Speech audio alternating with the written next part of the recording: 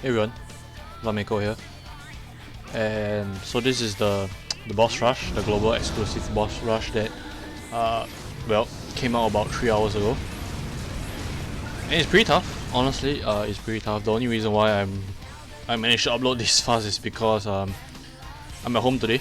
So yeah. So for the first, honestly, this fight I believe they are all like Lufinia plus kind of level. And the reason why it's so difficult for me is because I kind of use the right team but for the wrong bosses in that sense. So for this first fight, the op condition, I believe is all lethal by the way. Let me take a look. Guaranteed hit. Oh, it seems like the first one.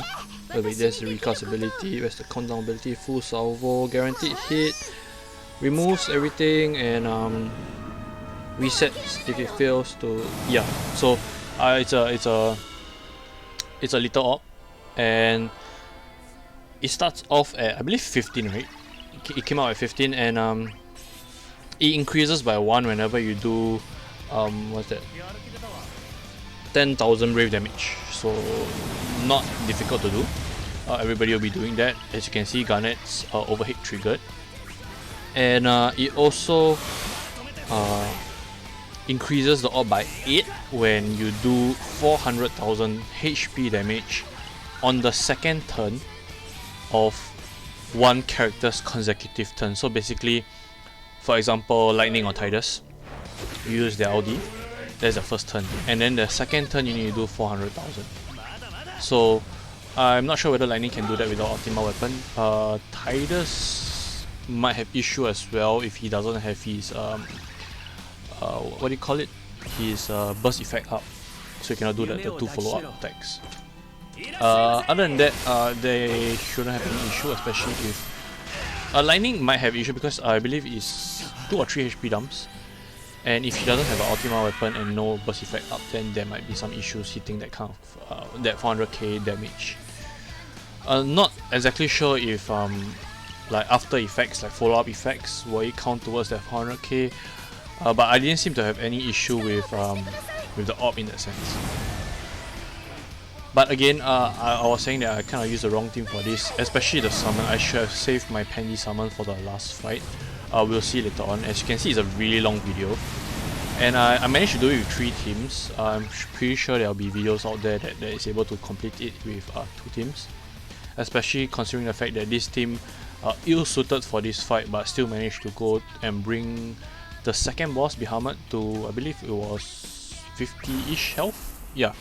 So if you can replicate the effect, you know, for the second team, then it shouldn't be an issue for 2 teaming this fight.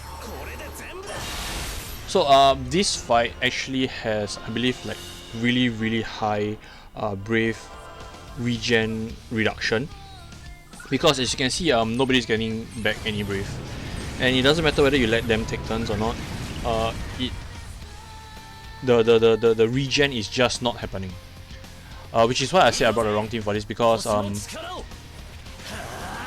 if I had brought my second team, yes, Yuna will not be doing any damage, but I could have bring someone like Kitsif, really just pump Yuna full of brave and then go into a burst, so that she'll be doing at least some damage inside.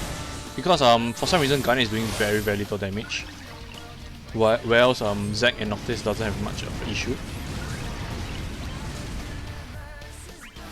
Well, actually Zack has some issues hitting. He wasn't hitting cap, I believe only Noctis was hitting max HP cap. And yeah, not exactly sure why. This boss seems to have just really strong defense, and Garnet isn't able to break through it. And they also launch immune, which is also why I said that me bringing all these characters, well, me bringing Pendy was a mistake. Or rather, sorry, they're not launch immune, but because of how the brave regen works, it kind of doesn't make sense to bring launch characters because they can't get brave in the launch. So yeah, that's an issue. Which is another reason why I was thinking, that is actually a mistake. I should not have bring launchers. I should have just bring. I can't remember if the Kid Sieve effect was up, and I can't even remember if I had actually brought Kate Sith in. And okay, the reason why I'm not bursting with Zack right now is even though he's at 7 countdown left for his burst effect, I decided to whittle the boss down a little bit more because I wanted to save Zack's burst sequence for Bahamut, because Bahamut actually prevents you from summoning, and yeah, that's an issue because you kind of need the summon for Bahamut. I mean, the special effect is still active, but it's still a pain. So that's the reason why I actually held off bursting with Zack and opted to save it for the later part of the fight. Also, another thing that is really annoying is that all 3 bosses, like the first wave, second wave and third wave, they all cannot be broken.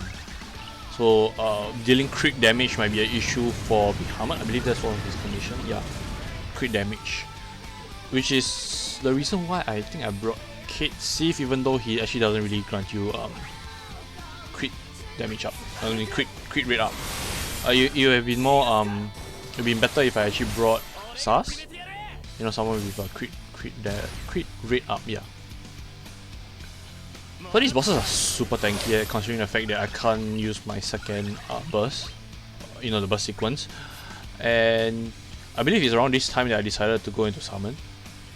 And again, Pandy is a really bad choice because, again, no Brave means everybody will just be doing Brave damage when launched. So yeah, look at that, just Brave and Brave. So it makes more sense if I brought someone like Ifrit, you know, swap out Ifrit with swap out Pandy for Ifrit and then use Pandy for the last summon, because that makes more sense because they can be launched. You can get Brave in the launch as well. So yeah. And it actually makes more sense in the last fight as compared to this one. Again, I didn't know, I went in pretty blind, and I didn't want to retry the entire fight because the fight actually took really long. So yeah, Ifrit makes more sense here.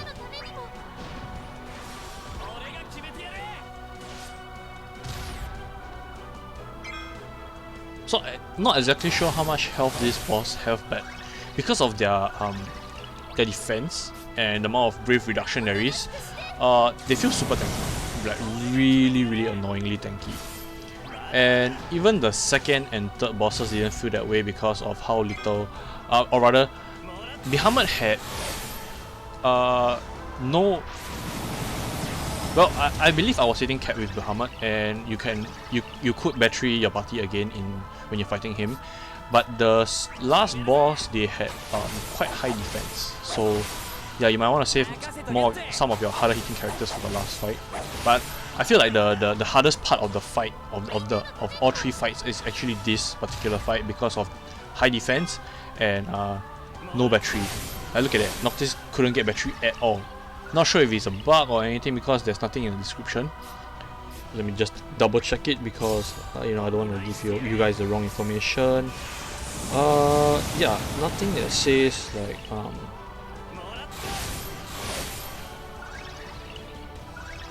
yeah, there's no like reduce Brave recovery by 70%, reduce Brave damage taken by 70%. Yeah, it doesn't feel like 70%, it's more like 100%. They also reduce Brave damage taken by 90% like towards the end of the fight. So yeah, that's the reason why we are doing so little damage as well. And honestly, Garnet, I wanted to get the buff up just to see if I could get some Brave regen and whatnot. Also, it's nice to have that that 10-turn buff, even though I don't think we actually need it.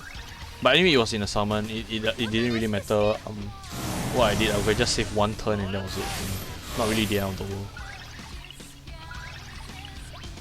10% health. I really wanted to get the boss. I was actually hoping that I would be able to kill both bosses in the summon phase, and then go into Bahamut and then, you know, just deal as much damage as I could before using my second party. Flamethrower is just an AoE attack, AoE Brave. It doesn't even do any HP damage, and also look at the amount of Brave battery that he has. It's so annoying, so obnoxious that You can have the battery, but we can't. So bloody annoying. Also, it buffs himself. So yeah, you want to be very careful with that boss fight. I believe this was designed for eiko. So basically, you just tank out the whole thing and then just use Finis to revive yourself.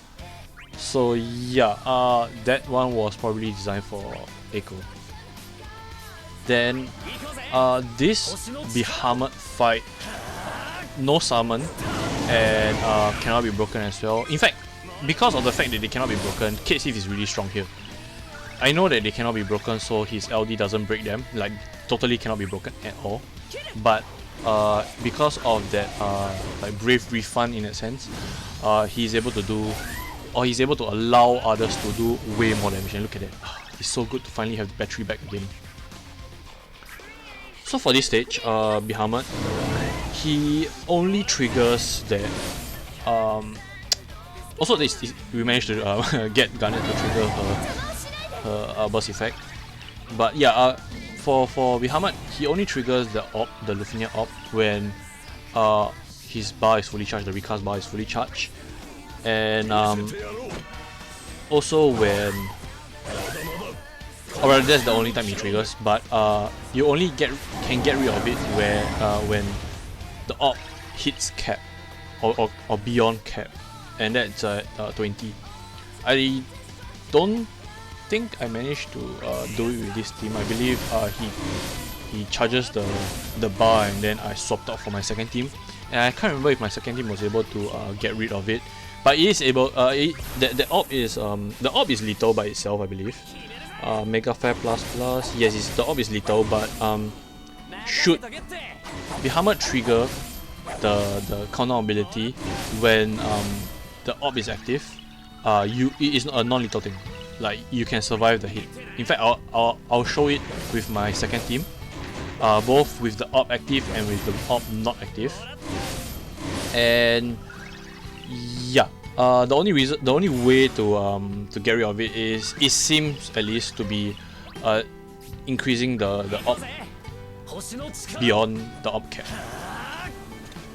So this is the reason why I was saving the burst sequence with Zack. I just wanted to do as much damage as possible. And look at that, it's at 13 right now. Yeah, I believe it's going to go up a bit more. Yeah, no, okay, never mind. So to increase it, you need to well, one of the conditions for the op is that you grant a party member of yours 100% of Max Brv, which is basically selling for him. And I can understand why, you know, last stand here will be really good, especially the fact that, especially seeing as how hard megaflare plus hits is crazy. And the next one is count target takes critical brave damage. So not sure if I don't think Parm's follow-up can crit without breaking the target. So yeah, not exactly sure who they're trying to sell right here. But yeah, maybe Gilgamesh. I am not sure. I really didn't use Gilgamesh long enough. Not my cup of tea. He is synergy for this fight though, so I'm not exactly sure which fight they are trying to sell him. You know, got his burst for free. You know, in the free pool that we got in the banner that just came out. You know, it was like Gilgamesh. What was it? Gilgamesh. I know Param was in the other one. Freeze was in the other banner, and what was the last one? I can't remember. But yeah, I got it for free. I was really surprised, to be honest. And the reason why I didn't record it was because I didn't want anyone in the banner. Yeah. And this team would have been perfect for Bahamut because Zack would have been able to tank out everything. And crit damage isn't really an issue, but Garnet is able to refund like after her skills. So I believe that was the reason why the op managed to trigger. Or rather, managed to uptick the op. In fact, all of them could do that. One of their burst effects, I can't remember which one. But yeah, this team would have been perfect for Bahamut, and maybe the next team, the next fight, because of how HPs, or rather how hard they hit with their all attacks in the last boss. And yeah, honestly the first fight was the more annoying one. I would perfectly understand if you had to use 2 teams there, you know, and 1 team each for the next 2 fights. Because to get full rewards, all you have to do is just bring 4 parties or less. So yeah, you don't have to worry so much, especially if you have to use 4 parties for this boss rush. You are still able to get the full rewards. At least that was what I read when I was going through the rewards. It's under events, by the way, if you want to go and take a look at it yourself. So there I restarted because I didn't want Tidus to go first. The turn order would have been perfect if it was exactly like this, actually, because I wanted to, you know, battery Yuna with Layla. I think that was it. Can't remember if I did that. No, I didn't. So anyway, yeah, then it wouldn't have mattered if let's just say Garnet. If Yuna went first or Layla went first, all I wanted was that they went before Tidus. And I actually wanted to bring Cisne for this fight, but I couldn't survive that countdown ability with Cisne. Oh, sorry, not the countdown ability, the recast ability, megaflare, the megaflare plus, I believe. I couldn't survive it, and I wasn't using Alexander. I was using another summon, so I'm not sure if you'll be able to survive it with Alexander. But with this team, I managed to. So yeah, you know, you might want to play around with this fight. Again, I felt that I should use this team for the first fight, because I could just let the boss take turns, and then just, you know, in fact I didn't even need to let the boss take turns. With my original team of Cisne, Yuna and Tidus, I believe I would have been able to take the boss down. I would have used something like Kate Sif's Call on Cisne, and then probably General Leo on Yuna. And for Tidus, I might just give him not exactly sure who I'll give him, probably some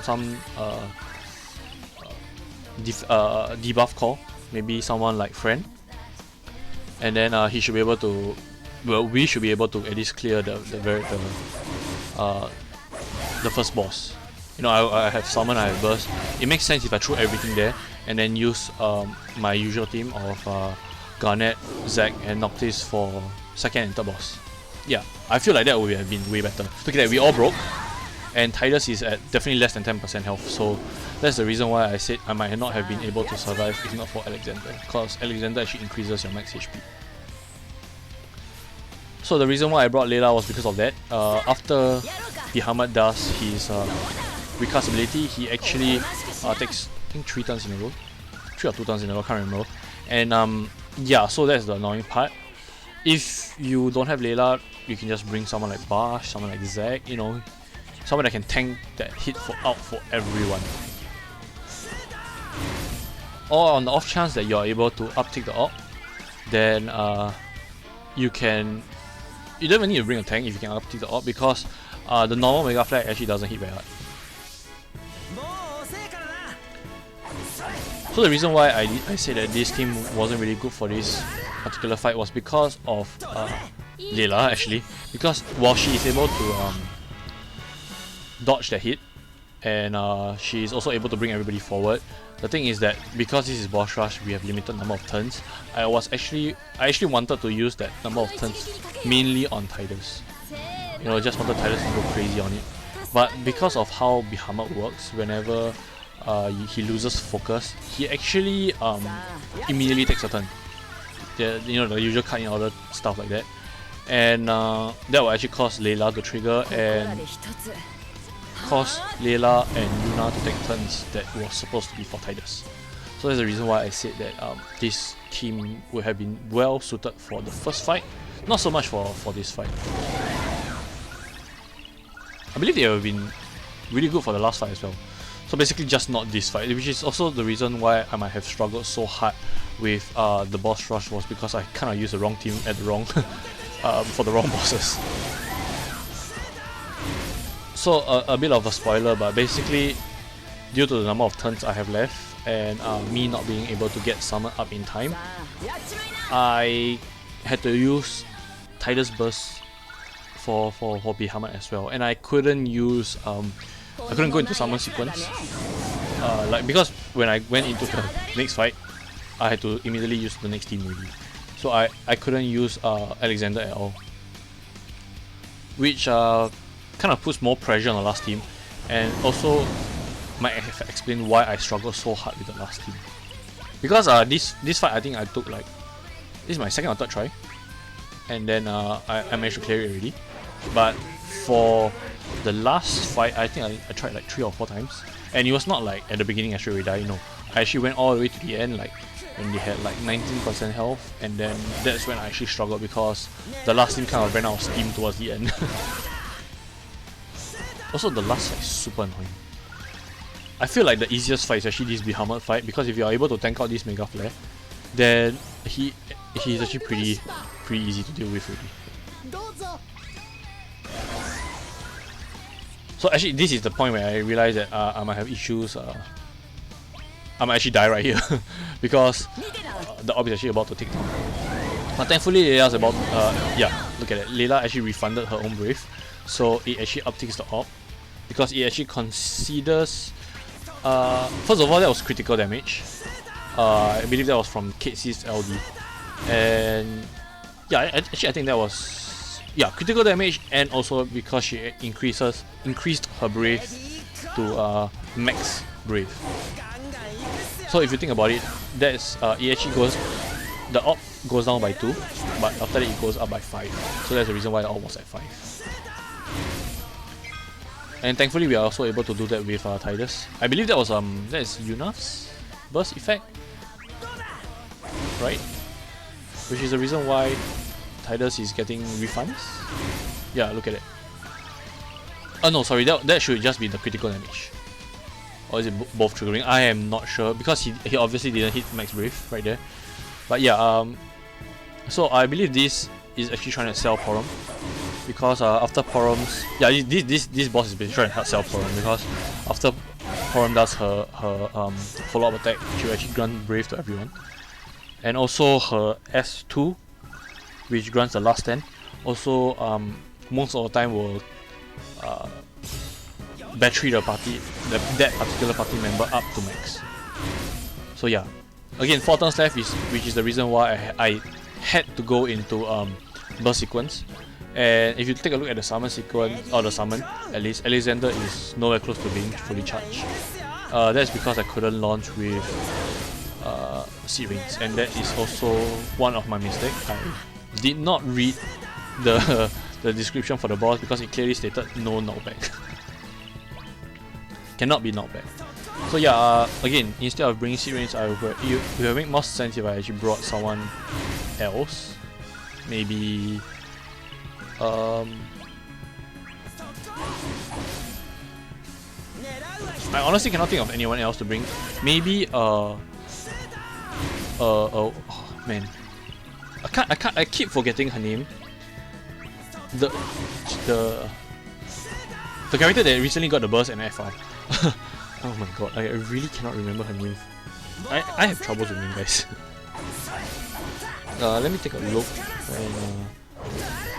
I believe she's FF 12, right? Yeah, this forced to use the burst sequence, I couldn't kill him. That is so embarrassing. So there we go, Mega Flare, and I believe everybody dodges. Not sure if it was because of Leila or because of like we just got really lucky. But yeah, Ash, yeah, that was him. Ash call, because for the next fight, one of the op condition is actually to deal Holy Brave damage, I believe. Yes, Holy Brave damage outside player selected turn. So the description is actually pretty strange. Outside player selected turn means it cannot be in your turn. I'm not exactly sure what they mean by outside player selected turns, because they say excluding counters and summons.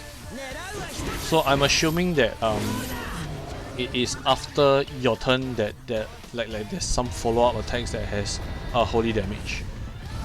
Not exactly sure who they're trying to sell there as well.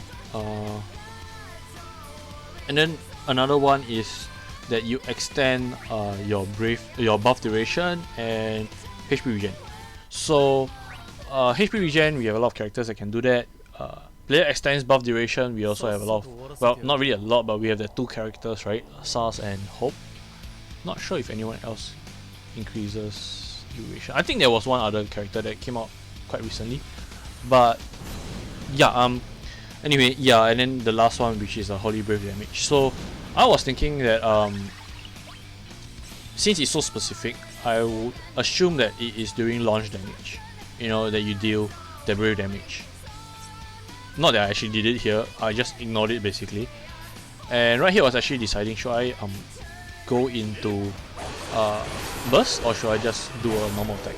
Because I struggled towards the end because of the burst duration, and also because of skills wasn't an issue, but damage was an issue because of the burst duration. I didn't have enough turns left for both Squall and Ramza. I believe one of my run, Ramza actually ran out of his burst, and Squall definitely, because Squall's burst duration is actually very short. It's like 8 turns. So yeah. So right here, what my plan actually is to actually tank out one of the hit, because with Selfie's War I'm able to survive one hit, but I can't take both in a row. So I'm fine getting hit once, but definitely not by B. So Selfie is definitely Selfie definitely needs to rupture and push back their turns after A does his AoE HP.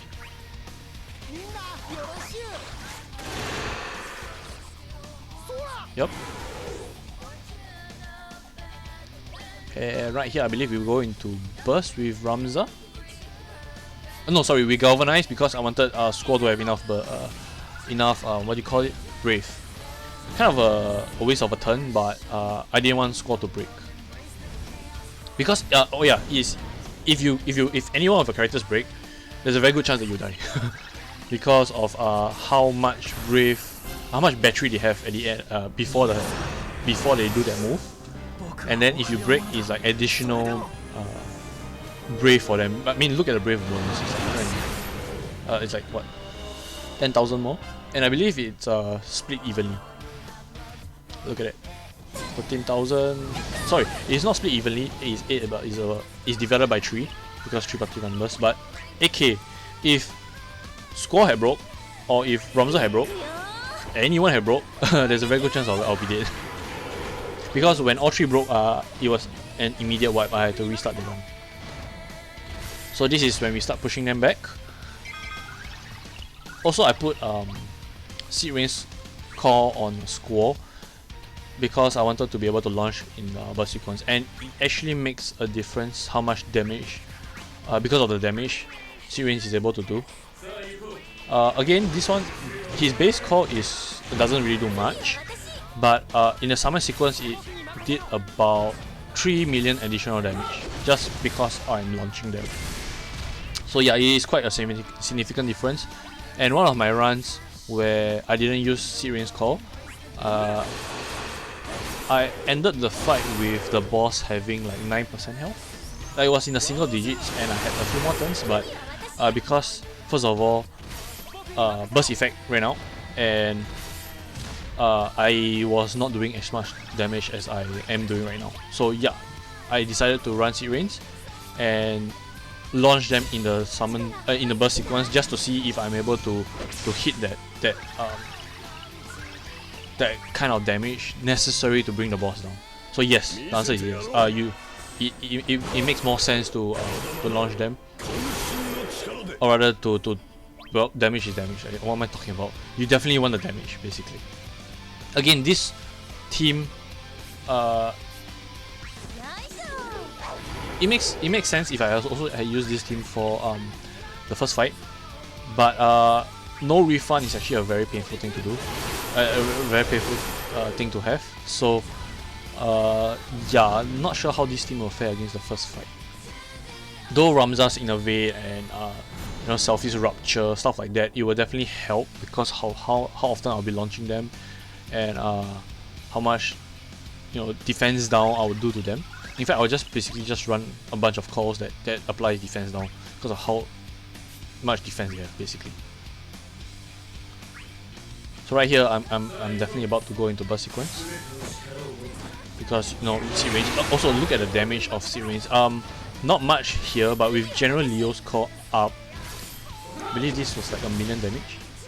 Yep, there we go, 1 million. So yeah, I mean, this little bit of damage here and there is what makes me able to kill the boss towards the end of the fight. Because if you take a look at the number of turns, it's like 14 turns left. I'm halfway through my turns, and yet the boss is at 79%. I didn't burst right here was because I realized I didn't get Kate Sif's core up. So if I had Kate Sif's core up, I would just definitely burst right here. I mean, it all worked out in the end, but I was kind of worried that I'll be wasting 1 turn of the seed range call, seed range LD call. I could have been doing so much more in the burst sequence and in the summon because I wanted to do as much damage as I could, like really maximize the core effect. So I believe I summoned almost immediately after I burst. And if it wasn't immediate, it was basically because I wanted to extend some of my my party members' either burst sequence duration or core duration, because I didn't want Selfie to take so many turns. I wanted Leo's core to be up as long as possible. Then you might be wondering why would I put it on Selfie, because she has aura, she has wall, those are all instant skills. And well, I can't put seed range core on her. And I believe the other one was Kate Sif's core, and Kate Sif's core is even shorter duration. So yeah, definitely do not want that on her. I mean, it all worked out in the end. So right here is really nice to be able to be doing cap damage. Even though if you look at the amount of brave damage I'm doing, it's not a lot. It's what, 4k per hit. So yeah, it's not a lot. This stage, I believe they are trying to sell Kate Sif. Yeah, because of how much damage they were doing right here, I believe they're trying to sell Kate Sif. Either Kate Sif or Prish. I'm not sure, because Prish could be the brave damage, you know, the holy brave damage. I believe one of her follow-up attacks does holy brave damage. So yeah, it makes sense if they're trying to sell Prish here.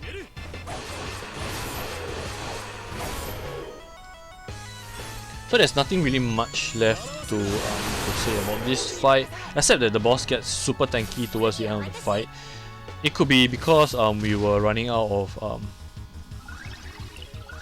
burst duration. You know, like our burst duration wasn't as good as or rather, actually doesn't make sense. I think it was just the fact that there were more reductions towards the end of the fight, which is the reason why we were struggling so much. But it's kind of nice to bring them down to below 50%.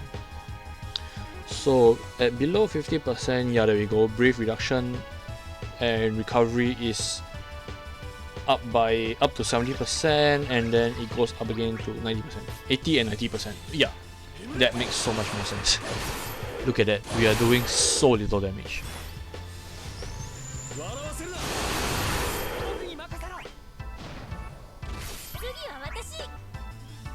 But because of Kate Sif, we are able to do almost max Brv. You know, max his HP damage. Almost there, almost there. Look at that. My god. I was kind of lazy in equipping my Ultima weapons, because I could have put Noctis Ultima weapon on scope, and he'll definitely be doing way more damage. And I feel like it's something that I should have considered, but I'll just do them easy.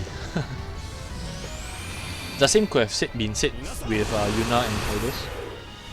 So yeah, I feel like, yeah, you know, I should have done that. And then you have made this entire fight way more easier. So guys, don't forget to switch around your Ultima weapons.